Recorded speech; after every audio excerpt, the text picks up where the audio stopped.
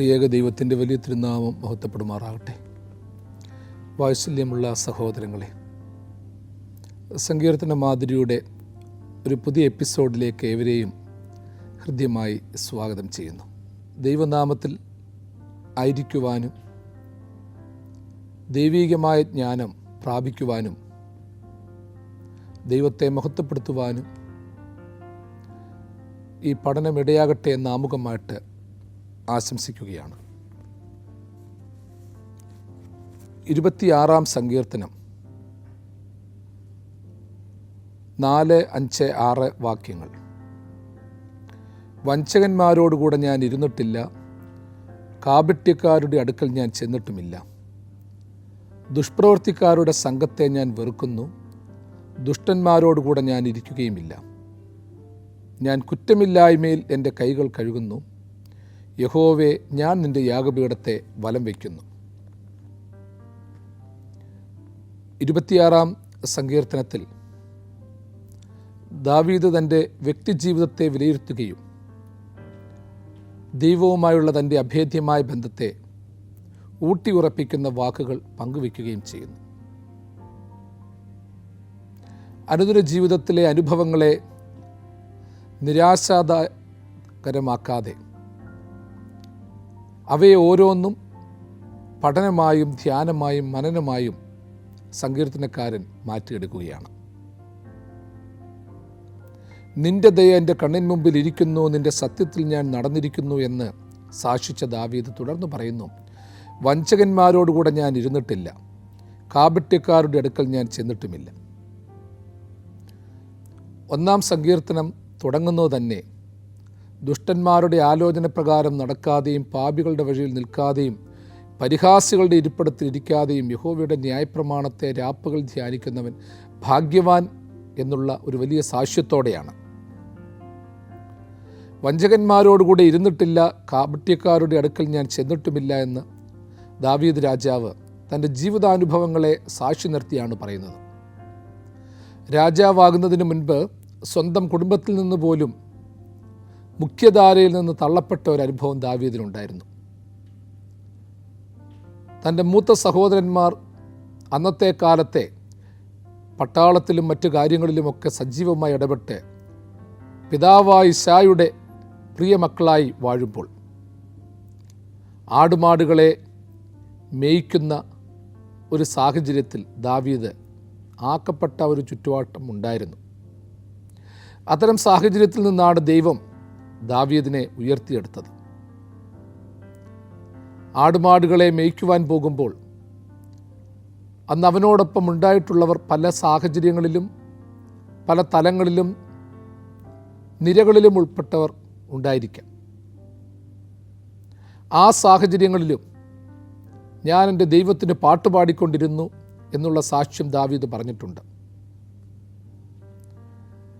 ആടുമാടുകളെ നശിപ്പിക്കുവാൻ പാഞ്ഞെടുത്ത വന്യമൃഗങ്ങളെ ചീന്തിക്കളഞ്ഞ ധൈര്യശാലിയുടെ ഒരു അനുഭവം ദാവീദ് രാജാവിനുണ്ടായിട്ടുണ്ട്. ആ സാഹചര്യത്തിൽ നിന്നാണ് ദൈവത്താൽ തിരഞ്ഞെടുക്കപ്പെട്ട് ഇസ്രായേലിൻ്റെ രാജ്യപദവിയിലേക്ക് ദാവീദ് എത്തപ്പെട്ടത്. അത്തരമൊരു ചുറ്റുവട്ടത്തിൽ നിന്നുകൊണ്ട് തന്നെ ജീവിതാനുഭവങ്ങളെ വിലയിരുത്തി ദാവീദ് പറയുകയാണ്, വഞ്ചകന്മാരോടുകൂടെ ഞാൻ ഇരുന്നിട്ടില്ല. വഞ്ചകന്മാരെ പറ്റിയും വഞ്ചനയെപ്പറ്റിയും ഒക്കെ ദാവീദിനറിയാം. അത്ര സാഹചര്യത്തിലൂടെ കടന്നു പോയിട്ടുണ്ട്. താൻ തന്നെ അനേകം പ്രാവശ്യം വഞ്ചനയ്ക്കും ചതിവിനും വിധേയനായിട്ടുണ്ട്. വഞ്ചനയ്ക്കും ചതിവിനും കാപട്യത്തിനും വിധേയനായിട്ടുള്ള ദാവീദ് വഞ്ചകനോ ചതിയനോ കാപട്യക്കാരനോ ആയി പോയില്ല എന്നുള്ളത് ഒരു വലിയ സാക്ഷ്യമാണ്. ഇതിൽ പ്രഥമമായി നാം ചിന്തിക്കേണ്ട കാര്യം, നമ്മളൊക്കെ പലപ്പോഴും വിലയിരുത്താറുണ്ട്, ഞാൻ ഇന്ന രീതിയിലായി പോയത് അത്തരം സാഹചര്യത്തിലും കുടുംബ ബന്ധത്തിലും ആയതുകൊണ്ടാണ്, എൻ്റെ മാതാപിതാക്കളുടെ വളർത്തുദോഷമുണ്ട്, ഞാൻ പഠിച്ചു വന്ന സ്കൂൾ ശരിയായില്ല, എൻ്റെ സ്നേഹിതർ ശരിയായില്ല, മദ്യപിച്ചത് മദ്യപന്മാരോടൊപ്പം ആയതുകൊണ്ടാണ്, വളരെ ചെറുപ്രായത്തിൽ തന്നെ കുടുംബത്തിൽ നിന്ന് അങ്ങനെയുള്ളൊരു സാഹചര്യം ഞാൻ നേരിടേണ്ടി വന്നു. അപ്പോൾ അതുകൊണ്ട് തന്നെ എൻ്റെ ജീവിതത്തിൻ്റെ എല്ലാ പരാജയങ്ങൾക്കും എൻ്റെ കുടുംബം, എൻ്റെ നാട്, എൻ്റെ സമൂഹം, ഞാൻ വിശ്വസിക്കുന്ന രാഷ്ട്രീയ പ്രസ്ഥാനങ്ങൾ, മതസംഘടനകളെയൊക്കെ കാരണമായിട്ടുണ്ടെന്ന് പലരും പറയാറുണ്ട്. എന്നാൽ ദാവീദ് നമ്മളെ പഠിപ്പിക്കുകയാണ്, സങ്കീർത്തനക്കാരൻ പഠിപ്പിക്കുകയാണ്, വഞ്ചകന്മാരും ചതിയന്മാരും കാപട്യക്കാരും നമ്മളുടെ പിന്നാലെ വട്ടമിട്ട് പറക്കുമ്പോഴും ഒരു വഞ്ചകനല്ലാതെയും ഒരു കാപട്യക്കാരനല്ലാതെയും ഇരിക്കുക എന്നുള്ളത് ഒരു വലിയൊരു അനുഭവമാണ്. വഞ്ചന എന്താണ്, കാപട്യം എന്താണെന്ന് തിരിച്ചറിയാൻ സാധിക്കുന്നത് തന്നെ ഒരു മഹാഭാഗ്യമാണ്. അതുകൊണ്ടാണ് ഞാൻ വഞ്ചകന്മാരോടുകൂടി ഇരുന്നിട്ടില്ല എന്ന് ദാവീദ് പറഞ്ഞത്. അവൻ അങ്ങനെ പറയണമെന്നുണ്ടെങ്കിൽ താൻ ഇടപെടുന്ന മേഖലയിലുള്ളവൻ ഏത് തരക്കാരനാണെന്ന് വിലയിരുത്തുവാനും അതിനോട് പ്രതികരിക്കുവാനുമുള്ള ബുദ്ധിയും ശക്തിയും അവനുണ്ടായതുകൊണ്ടാണ്. ഇന്ന് നമ്മുടെ പ്രശ്നം വഞ്ചനയെ വഞ്ചനയായിട്ട് തിരിച്ചറിയുന്നില്ല, കാപട്യത്തെ കാപട്യമായിട്ട് തിരിച്ചറിയുന്നില്ല. ഇന്ന് പല മനുഷ്യരും വീണു പോകുന്നത് അതുകൊണ്ട് തന്നെയാണ്. മുഖസ്തുതികളിൽ അകപ്പെട്ടു പോകുന്നു, ഭൗതികമായ സുഖദായകമായ ചുറ്റുവട്ടത്തിൽ അകപ്പെട്ടു പോകുന്നു. വഞ്ചന കേൾക്കുന്നവൻ പോലും ഏറ്റവും വിശ്വസ്തനായി മാറ്റപ്പെടുന്നു. ഇന്ന് കുടുംബത്തിലും സമൂഹത്തിലുമൊക്കെ യഥാർത്ഥത്തിൽ നമ്മൾ നേരിടുന്ന പ്രതിസന്ധി അന്യരിൽ നിന്നുള്ള പ്രതിസന്ധിയല്ല. യഥാർത്ഥത്തിൽ വഞ്ചകന്മാരായിട്ടുള്ളവർ വെളിയിൽ നിന്നുള്ളതല്ല, അവരവർ തന്നെ വഞ്ചകന്മാരായി മാറ്റപ്പെടുകയാണ്, അവരവർ തന്നെ കാപട്യക്കാരായി മാറ്റപ്പെടുകയാണ്.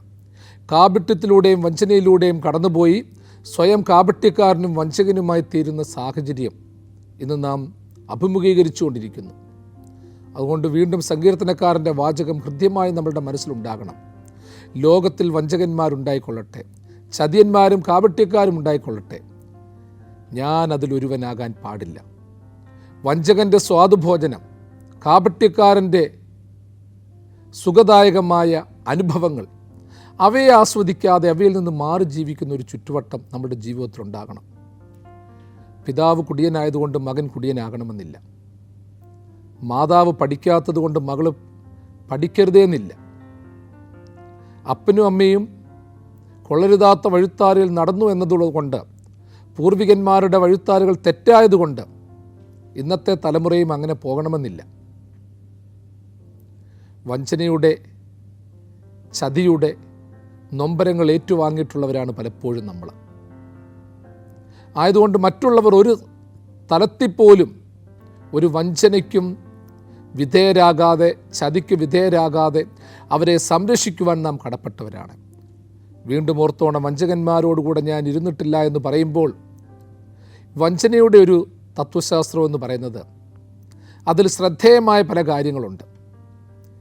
ഏത് നന്മയും തിന്മയെയും മാറ്റിമറിക്കും. തിന്മയെ നന്മയായി ആരാണോ മാറ്റിമറിക്കുന്നത്, സ്നേഹത്തെ സ്വാർത്ഥതയായി ആരാണോ കാണുന്നത്, അശുദ്ധിയെ ശുദ്ധിയായി ആരാണോ കാണുന്നത്, തെറ്റിനെ ആരാണോ ന്യായീകരിക്കുന്നത്, അവനാണ് യഥാർത്ഥത്തിൽ വഞ്ചകൻ. മനസ്സന്യാത് വചസന്യാത് കർമ്മണ്ണന്യാത് ദുരാത്മനാം എന്നാണല്ലോ ചൊല്ല്. മനസ്സും വാക്കും പ്രവൃത്തിയും വ്യത്യസ്തമായ തലത്തിലുള്ളവർ അവർ തീർച്ചയായിട്ടും ദുരാത്മാക്കളാണ്. നല്ലവർ മനസ്സേകം വചസ്യേകം കർമ്മണ്യേകം സദാത്മന. മനസ്സും വാക്കും പ്രവൃത്തിയും ഒരേ തലത്തിൽ ചലിപ്പിക്കുന്നവൻ നല്ലവനുമാണ്. ഇവിടെ നമ്മൾ ചിന്തിക്കേണ്ട കാര്യമാണ്, വഞ്ചകന്മാർക്ക് കെണികൾ ഒത്തിരിയുണ്ട്. വാക്കുകളിൽ ലാവണ്യമുണ്ട്, പുഞ്ചിരിയിൽ വഞ്ചനയുടെ ലാഞ്ചനയുണ്ട്.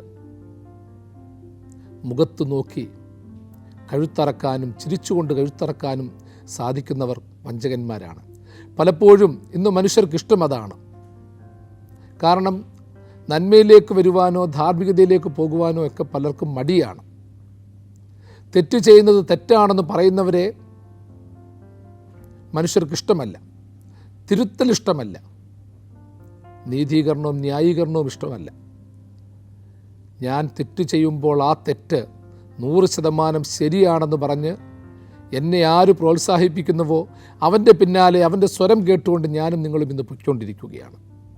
അതുകൊണ്ട് വാചകം ആവർത്തിച്ച് പറയട്ടെ, വഞ്ചകന്മാരോടുകൂടെ ഞാൻ ഇരുന്നിട്ടില്ല എന്ന് പറയുമ്പോൾ വഞ്ചന കേൾക്കാനുള്ള താല്പര്യമില്ല, ആരെയും വഞ്ചിക്കാനുള്ള താല്പര്യമില്ല. വഞ്ചനയുടെ ബാലപാഠങ്ങളെ ഞാൻ എന്നേ മറന്നു, ചതിയുടെ ബാലപാഠങ്ങളെ ഞാൻ ഉപേക്ഷിച്ചു. കാപട്യക്കാരുടെ സ്വാദുഭോജനം എനിക്ക് വേണ്ട. നമ്മളൊക്കെ ചിന്തിക്കേണ്ട കാര്യമാണ്. ചിലപ്പോൾ ഭൗതികമായിട്ട് ഇത്തരക്കാരൊക്കെ നമുക്ക് ചില സുഖദായകമായ സാഹചര്യങ്ങൾ ചൊരിഞ്ഞു നൽകും, നമ്മളെ സഹായിച്ചെന്നിരിക്കും. മനസ്സിൽ പ്രാർത്ഥനയോടെ ഓർക്കണം, ദൈവമേ, നിന്നിൽ നിന്ന് എന്നെ അകറ്റുന്ന ബന്ധങ്ങളൊന്നും എനിക്ക് വേണ്ട. ദൈവമേ, നീ ഇല്ലാത്ത ബന്ധങ്ങളും വേണ്ട. നിനക്ക് കേൾക്കാൻ പാടില്ലാത്ത കാര്യങ്ങൾ എനിക്കും കേൾക്കണ്ട. നീ ആഗ്രഹിക്കാത്ത ഉയർച്ച ഞാനും ആഗ്രഹിക്കുന്നില്ല. ചിലപ്പോൾ ജീവിതത്തിൽ ഭൗതികമായി നമ്മളെ മറ്റുള്ളവർ വിലയിരുത്തും. നീ ഒരു പരാജയമാണ്, നീ ഒരു തോൽവിയാണ്, ഭൂലോക തോൽവിയാണെന്ന് പലപ്പോഴും പറയും. പ്രിയമുള്ളവരെ, തോൽവിയെപ്പോലും വിജയമായി പറയാൻ കഴിവുള്ളവരും വിജയമായി അവതരിപ്പിക്കാൻ കഴിവുള്ളവരും വഞ്ചനയുടെയും കാപട്യത്തിൻ്റെയും ഉണർത്തുപാട്ടുകാരായി നമ്മുടെ പിന്നാലെയുണ്ട്. ചിലപ്പോൾ വിജയത്തെ അവർക്ക് തന്നെ പരാജയമായും തോൽവിയായും അവതരിപ്പിക്കുവാനും പഠിപ്പിക്കുവാനും കാണിച്ചു തരുവാനും സാധിക്കും.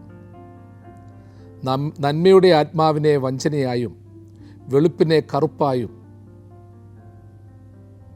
ദോഷത്തെ ഉയർച്ചയായും ശാപത്തെ അനുഗ്രഹമായും ഉയർത്തിക്കാണിക്കുന്ന ഈ ലോകത്ത് അത്തരക്കാരോടൊപ്പം ഇരിക്കുന്നത് വ്യർത്ഥതയാണ്.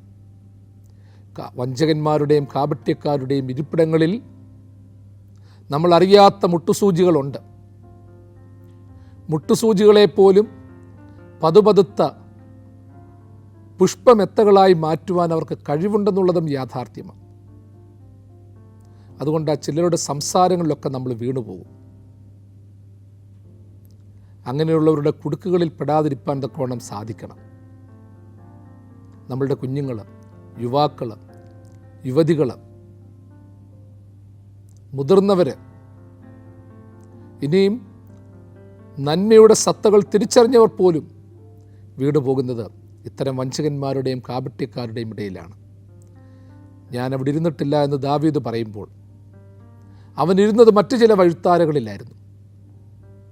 വഞ്ചകന്മാരുടെ ഇരിപ്പിടത്തിൽ ഇരിക്കാതിരിക്കുമ്പോൾ പുതിയൊരു വഴി കിട്ടും. വീണ്ടും നമ്മൾ ഓർത്തോണം, നമ്മുടെ ഇരിപ്പിടങ്ങൾ, നമ്മളുടെ കുടുംബങ്ങൾ വഞ്ചകന്മാരുടെ കൂടാരങ്ങളാണോ, കാപട്യക്കാരുടെ ഇരിപ്പിടങ്ങളാണോ? ലോകത്തിൽ നമ്മൾ വഞ്ചകന്മാരെയും കാപട്യക്കാരെയും തിരക്കിപ്പോകണ്ട. എൻ്റെ ബന്ധുവും സ്നേഹിതനും വഞ്ചകനോ കാപട്യക്കാരനോ ആണെന്ന് ഞാനും നിങ്ങളും വിലയിരുത്തുകയും വേണ്ട. അതിനേക്കാളൊക്കെ ഉപരിയായിട്ട് ഇന്ന് വലിയ വഞ്ചകന്മാരായി നമ്മൾ മാറ്റപ്പെടുകയാണ്, വലിയ കാപട്യക്കാരായി നമ്മൾ മാറ്റപ്പെടുകയാണ്. പല മുഖങ്ങളോടും പല ഭാവങ്ങളോടും പല ഭാഷകളോടും ഭാഷ്യങ്ങളോടും നമ്മൾ ഇടപെട്ടുകൊണ്ടിരിക്കുകയാണ്. അതുകൊണ്ട് പ്രാർത്ഥനയോട് ചിന്തിക്കണം, ദൈവമേ, വഞ്ചകൻ എന്നിൽ തന്നെയുണ്ട്, ചതിയൻ എന്നിൽ തന്നെയുണ്ട്, കാപട്യക്കാരൻ എന്നിലുണ്ട്. അപ്പം വഞ്ചകന്മാരുടെ കുടുക്കിൽ അകപ്പെടാതെയും നാം വഞ്ചകരായി മറ്റുള്ളവരെ കുടുക്കാതെയും ഇരിക്കുന്ന ഒരു തലത്തിലേക്ക് ഉയർത്തപ്പെടുവാൻ നമുക്ക് സാധിക്കണം. വീണ്ടും പറയുന്നു, ദുഷ്പ്രവർത്തിക്കാരുടെ സംഘത്തെ ഞാൻ വെറുക്കുന്നു, ദുഷ്ടന്മാരോടുകൂടെ ഞാൻ ഇരിക്കുകയുമില്ല. അതിൻ്റെ തുടർച്ചയായിട്ട് തന്നെ പറയുകയാണ്, ദുഷ്പ്രവർത്തിക്കാരുടെ സംഘത്തെ ഞാൻ വെറുക്കുന്നു. ദുഷ്പ്രവർത്തിക്കാരുടെ സംഘം എന്ന് പറയുന്നത് അതൊരു കൂട്ടമാണ്, സമൂഹമാണ്. ദുഷ്പ്രവർത്തിക്കാരുടെ സംഘത്തിൽ വ്യർത്ഥങ്ങളായ ആലോചനകളുണ്ട്, പ്രവർത്തനങ്ങളുണ്ട്, നിലപാടുകളും ഇടപാടുകളുമുണ്ട്, സൽപ്രവൃത്തിയും ദുഷ്പ്രവൃത്തിയുമുണ്ട്.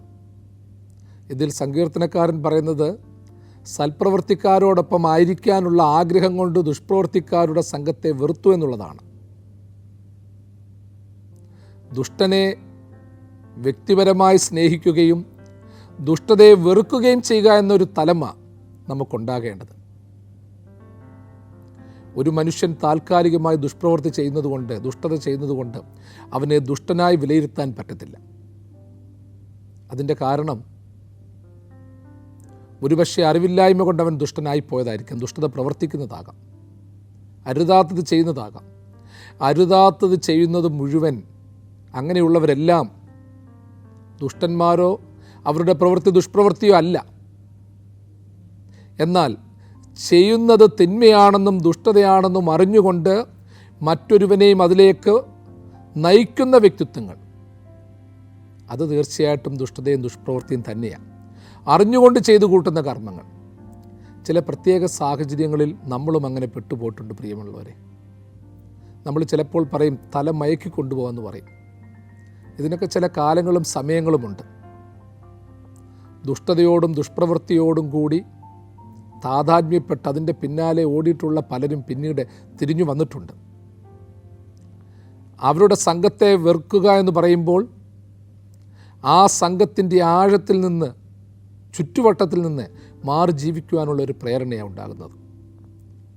ദുഷ്പ്രവർത്തിക്കാരുടെ സംഘങ്ങൾക്കപ്പുറം പ്രിയമുള്ളവരെ മാലാഖമാരുടെ ഒരു വലിയ കൂട്ടമുണ്ട്. ആ മാലാഖമാരുടെ കൂട്ടത്തോടൊപ്പം ചേർന്ന് ദൈവത്തെ സ്തുതിക്കാൻ സാധിക്കണം. ഇന്ന് പലപ്പോഴും നമുക്ക് സാധിക്കുന്നത് വെറുപ്പ് മാത്രമേ ഉയർത്താൻ പറ്റുന്നുള്ളൂ. ദുഷ്പ്രവർത്തിക്കാരുടെ സംഘത്തെ വെറുത്തു എന്ന് സങ്കീർത്തനക്കാരൻ പറയുക എന്ന് വെച്ചാൽ എല്ലാവരെയും വെറുക്കുക എന്നുള്ളതല്ല. ആ വെറുപ്പെന്നുള്ള വാക്കിൽ പോലും ആഴമേറിയ മറ്റൊരു കാര്യമുണ്ട്. അവൻ അകന്നിരിക്കുകയാണ്, അതിൽ നിന്ന് മാറി നിൽക്കുകയാണ്. അത്തരം സാഹചര്യങ്ങളെ വേണ്ട എന്ന് വയ്ക്കുകയാണ്. നമ്മളും ചിലതിനെയൊക്കെ വേണ്ട എന്ന് വെക്കണം പ്രിയപ്പെട്ട കുഞ്ഞുങ്ങളെ. എല്ലാം നമ്മൾക്ക് വേണ്ടതല്ല. എല്ലാ ഭക്ഷണവും നാം കഴിക്കേണ്ടതല്ല. എല്ലാ പാനീയവും കുടിക്കേണ്ടതല്ല. എല്ലാ ആസക്തികളും അനുഭവിക്കേണ്ടതല്ല. എല്ലാ സ്വപ്നങ്ങളും പൂവണിയാൻ കാത്തിരിക്കേണ്ടതല്ല. എല്ലാ ഇരിപ്പിടങ്ങളും ഇരിക്കേണ്ടതല്ല. എല്ലാ കിടപ്പിടങ്ങളും കിടക്കേണ്ടതല്ല. വേണ്ടതും വേണ്ടുന്നതുമുണ്ട്. പോകുന്ന കൂട്ടത്തിൽ ഇങ്ങനെയുള്ള സാഹചര്യങ്ങളൊക്കെ നമുക്ക് അതിജീവിക്കേണ്ടി വരും. ഇത് കേൾക്കുന്നതൊരു യുവാവോ യുവതിയോ ആണെങ്കിലും ചിന്തിക്കണം. നിങ്ങൾ സ്കൂളിലും കോളേജിലും ഒക്കെ പോകുമ്പോൾ എവിടേക്കാണ് നിങ്ങൾ പോകുന്നത്? നിങ്ങളെ ഏൽപ്പിച്ചുവിട്ട ഉത്തരവാദിത്തങ്ങളുണ്ട്. പിന്നീട് ഓർത്ത് കരഞ്ഞിട്ട് കാര്യമില്ല. ചില വഴിത്താരകളിലൂടെ എല്ലാ തിന്മയിലൂടെയും നടന്നിട്ടുണ്ടെങ്കിൽ പിന്നീട് ആ വഴിത്താരകളെ തിരിച്ചറിഞ്ഞ് കണ്ണുനീരോടെ നടക്കേണ്ട ഒരവസ്ഥ വരും. പരാജയബോധം നമ്മളെ പിന്തുടരും. നിൻ്റെ യൗവനകാലത്തിൽ സന്തോഷിച്ചു കൊള്ളുക എന്ന് സഭാപ്രസംഗി പറയുന്നുണ്ട്. യൗവനക്കാരാ, നിൻ്റെ യൗവനത്തിൽ സന്തോഷിക്കാം. യൗവനക്കാരി, നിൻ്റെ യൗവനത്തിൽ നീ സന്തോഷിക്കാം. പക്ഷേ പിന്നീട് അനർത്ഥകാലങ്ങൾ വരും, ശിക്ഷാവിധി വരുമെന്ന് ഓർത്തുകൊള്ളുക. ചില കൂട്ടുകെട്ടുകളിൽ നിന്നൊക്കെ നമ്മൾ മാറി നിന്നേ നമ്മൾ നന്നാകത്തുള്ളൂ. ചിലതൊക്കെ വേണ്ടാന്ന് വെച്ചാലേ നമ്മൾ രക്ഷപ്പെടത്തുള്ളൂ. എല്ലാം വഹിച്ചുകൊണ്ടൊരു നിശ്ചിത പരിധിയിൽ കൂടുതലുള്ള ഭാരം വഹിച്ചുകൊണ്ട് യാത്ര ചെയ്യാൻ പറ്റത്തില്ല. നമുക്ക് വഹിക്കാവുന്ന ഭാരങ്ങൾ മാത്രമേ വഹിക്കാൻ പറ്റത്തുള്ളൂ. അമിതമായ ഭാരം വഹിച്ച് വഴിത്താരയിൽ തളർന്നു വീഴുന്നതിനേക്കാൾ ഭേദം വഹിക്കാവുന്ന ഭാരം വഹിച്ചുകൊണ്ട് ലക്ഷ്യത്തിലെത്തുക എന്നുള്ളതാണ്. ഇന്ന് വഴിതെറ്റിക്കുന്ന ഒരു സമൂഹം നമ്മുടെ ചുറ്റുവട്ടത്തിലൊക്കെ ഉണ്ട്. വഴിതെറ്റിക്കുന്നവർക്ക് സിമ്പിളാണ്. എൻ്റെ പ്രിയപ്പെട്ട കുഞ്ഞെ, നിന്നെ വഴിതെറ്റിക്കുന്ന വ്യക്തിയെ സംബന്ധിച്ചിടത്തോളം അവൻ വഴിതെറ്റിച്ചിട്ടുള്ള അനേകരിൽ ഒരുവൾ മാത്രമാ നീ. നിനക്കൊരു ജീവിതമുണ്ട്, നിനക്കൊരു ഭാവിയുണ്ട്. ദൈവം നിനക്ക് തന്ന ഒരു പ്രതീക്ഷയുണ്ട്. നിൻ്റെ മാതാപിതാക്കൾ, നിൻ്റെ ഗുരുജനങ്ങൾ നിൻ്റെ നന്മ കാംക്ഷിക്കുന്നുണ്ട്. നീ ഒന്ന് തല ഉയർത്തി നിന്നിട്ട് വേണം പ്രിയപ്പെട്ട മകനെ, മകളെ, നിൻ്റെ കുടുംബാംഗങ്ങൾക്കൊന്ന് തല ഉയർത്തുവാൻ. അങ്ങനെ കാത്തിരിക്കുമ്പോൾ നീ തല താഴ്ത്തുന്നതിലൂടെ നിൻ്റെ കുടുംബവും സമൂഹവും തല താഴ്ത്തുവാൻ ഇടയാകരുത്. ഇപ്പോൾ തന്നെ പല കാര്യങ്ങൾ കൊണ്ട് പല മാതാപിതാക്കളുടെയും കുടുംബാംഗങ്ങളുടെയും തല താണു പോയിട്ടുണ്ട്. അവർക്ക് ബാധ്യതകൾ ഒത്തിരിയുണ്ട്, രോഗവും ദുഃഖവും ഒത്തിരിയുണ്ട്. ആരും കൈത്താങ്ങ് താങ്ങുവാനില്ലാത്ത അവസ്ഥകളുണ്ട്. വിദേശത്തും മറ്റും ഊണും ഉറക്കവുമില്ലാതെ അവർ കഷ്ടപ്പെടുന്നുണ്ട്. നാട്ടിൽ കൂലിപ്പണി ചെയ്യുന്നുണ്ട്. പാറ പൊട്ടിക്കുന്നതും ലോഡെടുക്കുന്നതും മാത്രമല്ല കഠിനമായ ജോലി. അതിനേക്കാൾ ഹൈ ടെൻസ്ഡ് ആയിട്ടുള്ള ജോലികൾ ചെയ്യുന്നവരുണ്ട്. അവരങ്ങനെ ജീവിതഭാരങ്ങൾ കൊണ്ട് തളർന്നും തലകുനിച്ചും ഇരിക്കുകയാണ്. വേദന കൊണ്ട് ഉറങ്ങാതിരിക്കുകയാണ്. അത്തരക്കാരെ, പ്രിയപ്പെട്ടവനെ, പ്രിയപ്പെട്ടവളെ, നീയായിട്ടുകൂടി ഇനിയും ഉറക്കം നഷ്ടപ്പെടുത്തുവാനും തല താഴ്ത്തിക്കുവാനും ഇടയാകരുത്. വേണ്ടുന്നവരെയും വേണ്ടാത്തവരെയും തിരിച്ചറിയാൻ സാധിക്കണം. അതിന് നിൻ്റെ ഭക്തി വിനിയോഗിക്കണം. സർവേശ്വര, എന്നെ സമീപിക്കുന്നവരിലെ നന്മയും തിന്മയും തിരിച്ചറിയാൻ എനിക്കിടയാകണം. നമ്മളെ സമീപിക്കുന്ന പൊന്നുകൊണ്ട് പുളിശ്ശേരി സൃഷ്ടിച്ചു തരുന്ന, പൊട്ടിച്ചിരിക്കുന്ന, ചേർത്ത് പിടിക്കുന്ന, കെട്ടിപ്പിടിക്കുന്ന ഒത്തിരി ഐറ്റങ്ങളുണ്ട്. അരുതാത്ത വാക്കുകളോ അരുതാത്ത പ്രവൃത്തിയോ കാണുമ്പോൾ അത്തരക്കാരൻ്റെയോ അത്തരക്കാരിയുടെയോ സുന്ദരമുഖം നീ കാണരുത്. അത്തരക്കാരൻ സാത്താൻ്റെ ദൃശ്യരൂപമായി വരുന്നു എന്ന് കണ്ട് കൂർത്ത പല്ലുകളും ദുഷ്ടതയേറിയ മുഖഭാവങ്ങളും ഭീതിപ്പെടുത്തുന്ന രൂപങ്ങളും ഉള്ളവനാണെന്നും ഉള്ളവളാണെന്നും തിരിച്ചറിയണം. അത് തിരിച്ചറിയുന്ന ഒരു അനുഭവത്തിലേക്ക് നമ്മൾ പോകുമ്പോൾ നമ്മൾ തിരഞ്ഞെടുക്കുന്ന വഴിത്താരകളെ ദൈവം നമുക്ക് സുഗമമാക്കി തീർക്കും. ദുഷ്പ്രവർത്തിക്കാരോടുകൂടെ ഞാൻ ഇരുന്നിട്ടില്ല എന്ന് ദാവീദ് പറയുന്നത് ഒരു അഭിമാനത്തിൻ്റെ വാചകം മാത്രമല്ല. അവൻ രക്ഷപ്പെട്ടത് അതുകൊണ്ടാണ്. അവനൊന്ന് ദുഷ്പ്രവർത്തിക്കാരുടെ കൂടെ പോയിട്ടുണ്ടായിരുന്നെങ്കിൽ അവൻ രാജാവാകത്തില്ലായിരുന്നു, അവൻ ഗായകനാകത്തില്ലായിരുന്നു, ശൗലിൻ്റെ കൊട്ടാരത്തിൽ വീണവായനക്കാരനായിട്ട് ചെല്ലത്തില്ലായിരുന്നു, യുദ്ധത്തിൽ വിജയം നേടത്തില്ലായിരുന്നു. അവൻ അതുകൊണ്ട് അഭിമാനത്തോട് പറയുകയാണ്, അയ്യോ ഞാൻ അവിടെ പോകാതിരുന്നത് കൊണ്ട് ഞാൻ രക്ഷപ്പെട്ടു. നമ്മളൊക്കെ പലപ്പോഴും പറയത്തില്ലയോ, അയ്യോ ഇന്നടത്തുനിന്ന് ഞാൻ മാറിയത് കൊണ്ട് രക്ഷപ്പെട്ടു. ഇത്തരമുള്ള സാഹചര്യം വരുമ്പോൾ ചിലപ്പോൾ നിൻ്റെ ജോലി നഷ്ടപ്പെട്ടെന്ന് വരാം. നിനക്ക് ഭൗതികമായി കിട്ടിക്കൊണ്ടിരിക്കുന്ന നേട്ടങ്ങൾ ഇല്ലാതായെന്നും വരാം. പോട്ടെന്ന് വെക്കണം. ദൈവം നിന്നെ വിളിച്ചിട്ടുണ്ടെങ്കിൽ നിനക്ക് അർഹമായ സ്ഥാനത്ത് ദൈവം നല്ലൊരു ബന്ധം തരും, നല്ലൊരു നിലനിൽപ്പ് തരും. അതുകൊണ്ട് ആയിരിക്കേണ്ട സ്ഥാനം നമ്മൾക്ക് കിട്ടണം. പന്തളം കേരളവർമ്മയുടെ പ്രസിദ്ധമായ വരികൾ നമ്മൾ മറന്നിട്ടില്ലല്ലോ. ശിഷ്ടരായുള്ളവർ തോഴരായിടണം, നിന്നെ ഞാൻ എന്നുമേ കാണുമാറാകണം. എന്നുള്ളിൽ ഭക്തിയുണ്ടാകുമാറാകണം. ദൈവമേ കൈതൊഴാം കേൾക്കുമാറാകണം. പാവമാം എന്നെ നീ കാണുമാറാകണം. എത്ര അർത്ഥവത്തായ വരികളാണ്. അതുകൊണ്ട് ആവർത്തിച്ച് പറയട്ടെ, ദാവീദും സഹസ്രാബ്ദങ്ങൾക്ക് മുൻപ് പറഞ്ഞ വരികൾ. ദുഷ്പ്രവർത്തിക്കാരുടെ സംഘത്തെ ഞാൻ വെറുക്കുന്നു, ദുഷ്ടന്മാരോടുകൂടെ ഞാൻ ഇരിക്കയില്ല. ദുഷ്ടന്മാരോടുകൂടെ ഞാൻ ഇരിക്കയില്ല. വീണ്ടും പറയുന്നു, ഞാൻ കുറ്റമില്ലായ്മയിൽ എൻ്റെ കൈകൾ കഴുകുന്നു. യഹോവേ, ഞാൻ നിൻ്റെ യാഗപീഠത്തെ വലം വയ്ക്കുന്നു. ഞാൻ കുറ്റമില്ലായ്മയിൽ എൻ്റെ കൈകൾ കഴുകുന്നു. കുറ്റമില്ലായ്മയെ ഒരു വെർബൽ എക്സ്പ്ലനേഷനിലേക്ക് മാറ്റുകയാണ്. കുറ്റമില്ലായ്മ എന്ന പദം കാണുവാനുള്ളതല്ല, അതൊരു പ്രയോഗം മാത്രം. പക്ഷേ കുറ്റമില്ലായ്മയിൽ ഞാൻ എൻ്റെ കൈകൾ കഴുകുന്നു. ചിലപ്പോൾ ചിലരൊക്കെ പറയാറുള്ളൊരു വാചകമാണ്, തിന്മ കൊണ്ട് ആറാടുകയാണ്, മറ്റുള്ളവൻ്റെ രക്തത്തിൽ കൈ കഴുകുകയാണ്, അശുദ്ധിയിൽ കൈ കഴുകുന്നു. ഇവിടെ പറയുന്നത് കുറ്റമില്ലായ്മയിൽ ഞാൻ എൻ്റെ കൈകളെ കഴുകുന്നു. കുറ്റമില്ലായ്മയിൽ കൈകളെ കഴുകുക എന്ന് പറയുന്നത് ഒരു വലിയ സമർപ്പണമാണ്. കുറ്റമില്ലായ്മ എന്ന് പറയുന്ന നിർമ്മല അവസ്ഥ, അത് കൈ കഴുകുവാനുള്ള ജലം പോലെയാക്കി ഒരു പാനീയമാക്കി സങ്കീർത്തനക്കാരൻ അവതരിപ്പിക്കുകയാണ്. കുറ്റമില്ലായ്മയിൽ കൈകളെ കഴുകുന്നു എന്ന് പറയുമ്പോൾ അതൊരു പ്രവാഹമായി മാറ്റപ്പെടുന്നു. അതൊരു ആൻറ്റിസെപ്റ്റിക് ലോഷനായി മാറ്റപ്പെടുന്നു. നമ്മൾ കൈകൾ കഴുകുവാൻ ഉപയോഗിക്കുന്ന അനേകം പാനീയങ്ങളുണ്ട്. അതോടൊപ്പം തന്നെ സാനിറ്റൈസേഴ്സ് ഉണ്ട്. അതുപോലെ കുറ്റമില്ലായ്മയും ഒരു സാനിറ്റൈസറോ അല്ലെങ്കിൽ ആൻറ്റിസെപ്റ്റിക് ലോഷനോ ആയി മാറ്റപ്പെടുകയാണ്. കുറ്റമില്ലായ്മയിൽ കൈകൾ കഴുകുന്നവനെ സംബന്ധിച്ചിടത്തോളം ഒരു വിശുദ്ധിയുടെ നിറവിലേക്ക് മാറുകയാണ്. കുറ്റമില്ലാത്ത ദിവ്യരക്തമായ കർത്താവിൻ്റെ തിരുശരീര രക്തത്താൽ ശുദ്ധീകരിക്കപ്പെട്ടവരാണ് നമ്മൾ. കർത്താവിൻ്റെ രക്തം കുറ്റമില്ലായ്മയാണ്.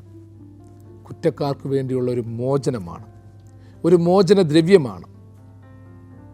ഞാൻ കുറ്റമില്ലായ്മയിൽ കൈകൾ കഴുകുന്നു എന്നുള്ള സങ്കീർത്തനക്കാരൻ്റെ ചിന്താധാര വിശുദ്ധിയുടെ ഒരു പുതിയ നിറവിലേക്ക് നമ്മളെ നയിക്കുകയാണ്. ആ വിശുദ്ധിയുടെ നിറവ് നന്മയിലേക്ക് നമ്മളെ എത്തിക്കട്ടെ എന്ന് പ്രാർത്ഥിക്കുന്നു. ക്രൂശിന്മേൽ ഞാൻ കാണുന്നോരു മഹൽ കാഴ്ച, എൻ്റെ പ്രിയൻ കഷ്ടതകൾ സഹിച്ചയ്യോ ചാകുന്നു. എന്നെ പൊൻകിരീടം ധരിപ്പിപ്പാനാകുന്നു, എന്നെ പൊൻകിരീടം ധരിപ്പിപ്പാനാകുന്നു. ദൈവം തൻ്റെ വലങ്കരം നീട്ടി നിങ്ങളെല്ലാവരെയും സദാകാലവും വാഴ്ത്തി അനുഗ്രഹിക്കുമാറാകട്ടെ.